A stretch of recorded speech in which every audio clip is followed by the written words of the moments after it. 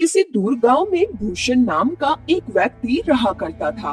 भूषण इतना दान पुण्य करने में विश्वास रखता था और हर कोई उसकी बस तारीफ करता था। भूषण के पास भले ही अपने खाने को कुछ ना हो, लेकिन वो दान पुण्य करने में कभी पीछे नहीं हटता।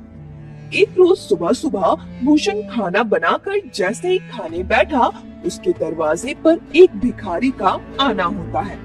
कुछ खाने को दे दो बेटा, कल से भूखा हूँ, कुछ खाया पिया ही नहीं है, अब तो चला भी नहीं जा रहा।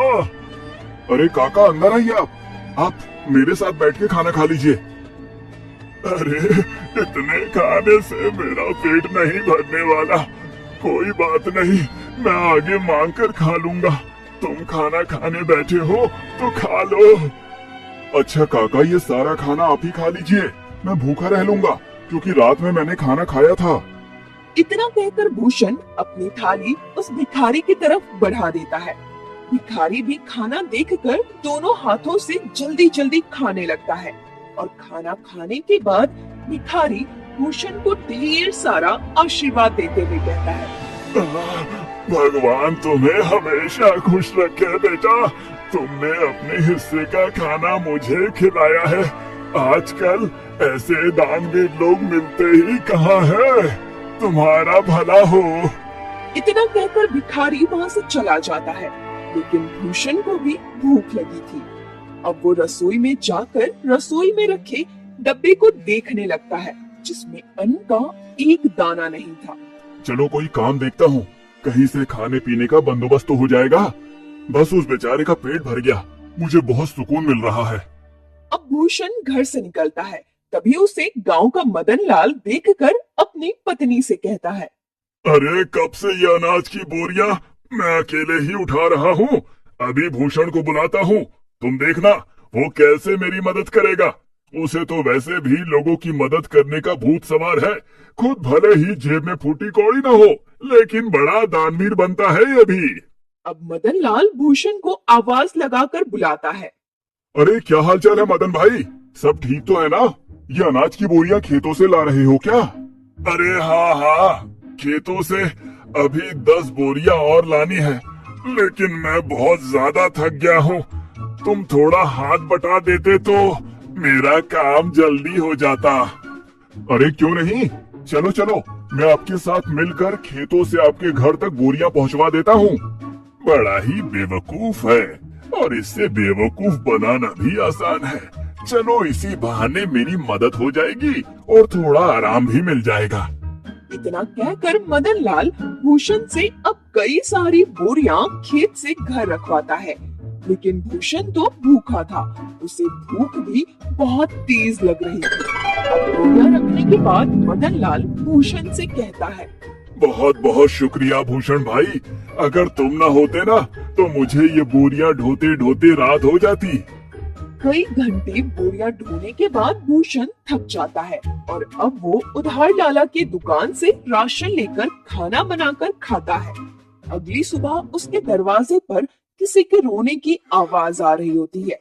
भूषण नींद में होता है और दरवाजा खोलता है तो देखता है उसका पड़ोसी बिरजू अपनी पत्नी को पीट रहा है। अरे बिरजू, तुम अपनी पत्नी को इस तरह क्यों मार रहे हो? अरे क्यों न मारूं, मेरी पत्नी मेरी मर्जी, तू कौन होता है बीच में बोलने वाला? देख बिरजू, ऐसे सुबह सुबह मारपीट करना सही बात नहीं है, पूरे गांव के लोग इकट्ठा होकर देख रहे हैं, ये सब ये अच्छा है क्या? अरे भूषण बेटा, तू भी किसे समझा रहा है? इसे समझाना मतलब अपना सर दीवार पर मारने वाली बात है। जरूर सुबह सुबह चमेली से पैसे मांगने के लिए लड़ रहा होगा, पीने को पैसे नहीं होंगे ना इसके पास। अरे बुढ़िया, चुप कर, ज्यादा बोलने की जरूरत नहीं है। राम राम राम, आजकल के बच्चों को तो अपने से बड़ों से बात करने की तमीज ही नहीं है। अरे मैं तो तेरी माँ की उम्र की हूँ और तू है कि मुझसे बदतमीजी से बात कर रहा है। लेकिन मैंने तो नहीं कहा आपको कि मेरे बीच में बोलने के लिए। इतना कहकर बिरजू फिर से अपनी पत्नी चमेली को मारने लगता है, लेकिन भूषण से ये सब देखा नहीं जाता। और वो बिरजू का हाथ पकड़ लेता है और उसे एक जोरदार तमाचा लगाता है। ये देखकर सारे गांव वाले ताली बजाने लगते हैं। बिल्कुल ठीक किया, ये इसी के लायक है। अरे अपनी पत्नी पर हाथ उठाता है और खुद को मर्द समझता है। हाँ? अरे भूषण भाई, आपने बिल्कुल सही किया। इसे तो मार मार कर गाँव से निकाल देना चाहिए। इसे तो मैं छोड़ूंगा नहीं। मुझे पैसे चाहिए। अगर मुझे शाम तक पैसा नहीं मिला ना तो इसे और भी मारूंगा। फिर देखता हूँ इसे कौन बचाने आता है। अबे ये ले पैसे और अब जा यहाँ से। और अगली बार अगर तूने अपनी पत्नी पर हाथ उठाया ना तो तुझे थाने में डलवा कर अच्छे से कुटाई करवाऊंगा तेरी, समझा? बिल्कुल ठीक किया बेटा। इसके साथ गांव के ढेर सारे लोग ये तमाशा देख रहे होते हैं। उनमें से एक औरत भूषण से कहती है, आप सच में बहुत नेक दिल के हैं। हर किसी की मदद करते हैं, हर किसी का भला चाहते हैं। हम गांव वाले बस आपसे इतना चाहते हैं कि अगला हमारा सरपंच आप ही हो, ना कि वो सज्जन सिंह। अरे क्या बात कही है तूने। ये बात तो काफी समय से मैं दिल में दबाए बैठी थी।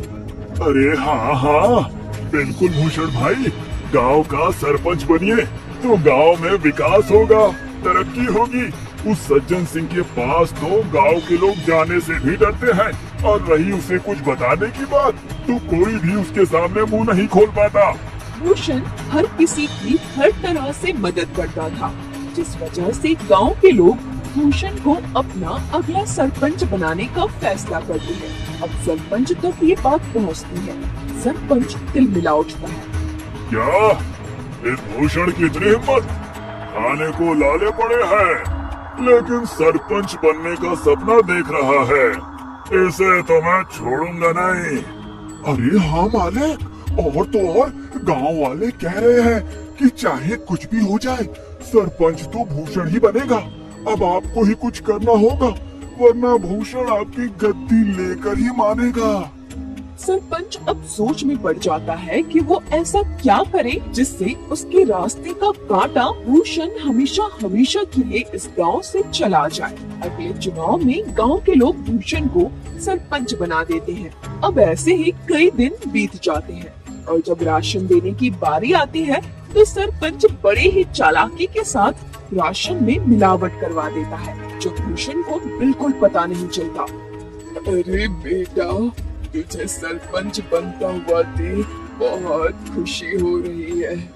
अब कम से कम राशन अच्छा तो मिलेगा और समय पर भी। अरे हाँ हाँ, सब कुछ अच्छा ही होगा। आप लोगों ने इतना विश्वास करके मुझे इस गांव का कार्यभार संभालने का जिम्मा दिया है और इसे मैं अच्छे से निभा सकूं, बस यही दुआ करिएगा। अरे हाँ हाँ, अब गांव में विकास और तरक्की आने से कोई नहीं रोक सकता। गांव में राशन बांटने के बाद सभी खुश थे कि उन्हें पहली बार पूरा राशन मिला है, वरना सरपंच सज्जन सिंह तो आधे से ज्यादा राशन काट लिया करता है। लोगों को राशन मिल चुका था, लेकिन अगले दिन पूरे गांव में शोर मच जाता है कि उनके नए सरपंच भूषण ने मिलावटी राशन दिया है। अब गांव वाले एक जगह इकट्ठा होकर भूषण से सवाल करते हैं। हमने तुम पर विश्वास करके तुम्हें गांव का सरपंच बनाया और तुमने हमारे साथ ही विश्वासघात किया। भूषण बेटा, मुझे तुझसे ये उम्मीद नहीं थी। अरे राशन में मिलावट करके क्या मिला तुम्हें? तुम तो गांव के लोगों का हमेशा से भला चाहते थे, तो भला फिर राशन में मिलावट क्यों किया? इतना मिलावट तो सरपंच जी भी नहीं करते थे। हमने तुम्हें सरपंच बनाकर गलत फैसला ले लिया है। बिल्कुल ठीक कह रही है कलावती काकी। अभी के अभी तुम इस गांव से निकल जाओ। तुम इस गांव में रहने के लायक ही नहीं हो। ये सारी बातें चल ही रही होती है कि तभी वहाँ सरपंच आ जाता है। अरे हाँ हाँ, इसे अभी के अभी गांव से निकाल दिया जाए। इस पर विश्वास करके तो हमने बहुत बड़ी गलती कर दी है। अब भूषण को गांव वाले गांव से निकाल देते हैं। सरपंच और उसका नौकर बहुत खुश थे। क्योंकि ये सब किया धरा तो उनका ही था। अब गांव से निकलने के बाद भूषण काफी दूर आ जाता है। वो थक हार कर एक पेड़ के नीचे बैठकर गांव वालों के बारे में सोचने लगता है। जिन गांव वालों का मैंने इतना साथ दिया, खुद से पहले उनके बारे में सोचा, आज उसी गांव ने मुझे निकाल दिया। अरे राशन में मिलावट भला मैं क्यों करूंगा? और अगर मैंने गांव वालों के राशन में मिलावट नहीं की है तो फिर ये सब जरूर सरपंच का काम है। कोई बात नहीं, मेरे इतना कहने पर भी गांव वालों ने मेरा साथ नहीं दिया। मैं इसे कभी नहीं भूलूंगा। इधर सरपंच फिर से अपनी चाल चलता है और गांव वालों का विश्वास जीत लेता है। गांव वाले एक बार फिर सरपंच सज्जन सिंह को अपना सरपंच मानने के लिए मजबूर होते हैं, क्योंकि उन्हें भूषण भी धोखेबाज लगता है। ऐसे ही धीरे धीरे महीना बीत जाता है और भूषण का कहीं अता पता ही नहीं था। एक रोज सरपंच का नौकर जंगल के रास्ते घर आ रहा होता है।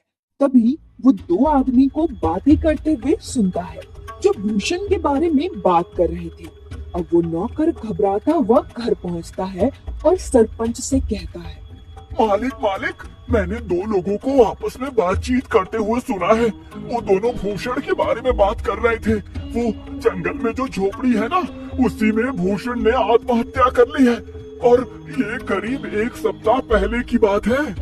इसका मतलब मेरे रास्ते का कांटा अब हमेशा हमेशा के लिए मेरे रास्ते से हट गया है। चलो अच्छा है।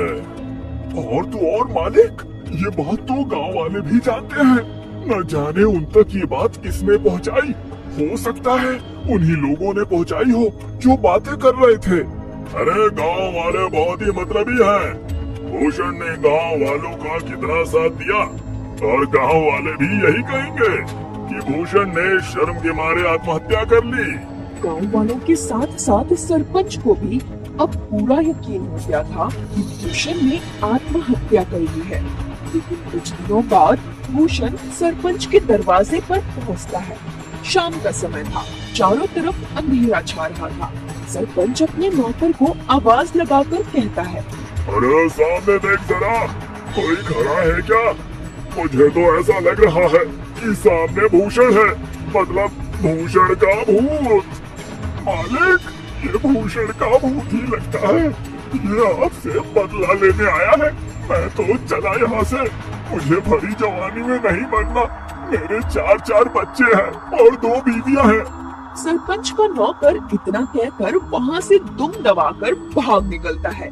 भूषण जैसे जैसे आगे बढ़ रहा था, सरपंच पसीने से तरबतर था। ओहे रुक जा भूषण का भूत, तुझे क्या चाहिए? मैं तुझे सब कुछ देने के लिए तैयार हूँ, अपना घर, जमीन, पैसा, लेकिन मुझे मारना मत। मैं तुम्हें नहीं छोड़ूंगा। तुमने मुझे बदनाम किया है। अब तुम ही ये सच गांव वालों के सामने बोलोगे, वरना मैं तुम्हें मार डालूंगा।